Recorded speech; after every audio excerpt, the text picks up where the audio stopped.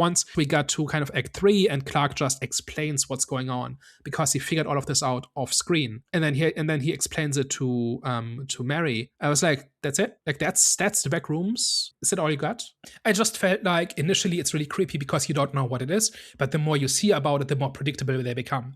There's like this sense of sinister threat where, like, yes, there's a creature and that's scary, and the more time we spend in the back rooms and the more we learn and the more we see of the monster, it just becomes kind of mundane. This is one of those old problems of send in 10 guys with guns and you've got it sorted. I don't know why async has such a problem controlling or exploring the back rooms. Just give everybody a gun and then they can shoot Pirate Clark.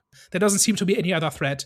The backrooms themselves don't seem to be sinister or erratic or unstable. The first act really works, where there is this mystery and the sense of dread, and you have this feeling that anything could be around the corner. And I saw the movie before I saw the YouTube series on purpose. I went in as blind as I could. And not knowing what was around the next corner or what could be around the next corner is what made it scary.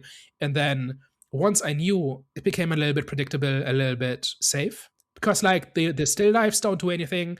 The only real threat in there is Pirate Clark. And again, like, Mary defeats him basically with a blunt weapon. So again, send in 5 guys with guns and you've got this thing figured out. That, I think, does a real, like, it's weird that this comes from the same person. Like, does Kane Parsons not understand this?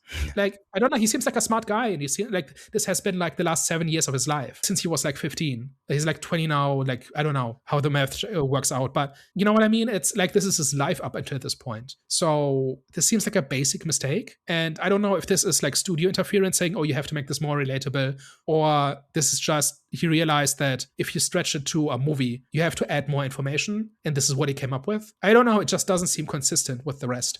And I think it's not just different, it's also to the detriment of the horror. I think it's a little bit like in a game, the minute you know how many hit points something has, you can kill it, and that means it's no longer scary. But if you don't know what it is or how strong it is, that's what makes it scary. You know what I mean? And that's the case in any fiction. The minute you know what something is and its behavior becomes pretty predictable, it stops being scary. I'm not a zoomer. I wasn't there when the original 4chan meme was posted and whatever.